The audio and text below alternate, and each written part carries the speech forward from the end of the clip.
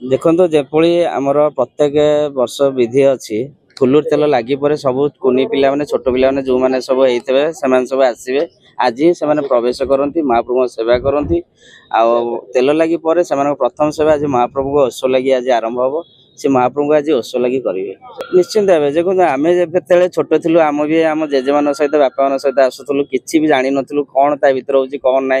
जमती आम मैंने भी मनु मन सब जानलु ये भी देखो मो सहित 3 वर्ष हो सुनावेश एकादशी की सी भी मो सहित जाऊँगी भर से केमी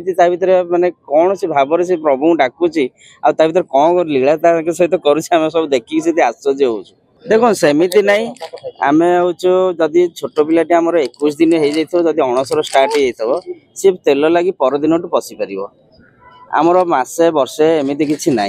21 दिन पर आमर जापर निश्चिंत भाव जब से ताटी प्रवेश कर महाप्रभु को स्पर्श कर सेवा आरंभ कला से तार भाग से नियंत्रण कर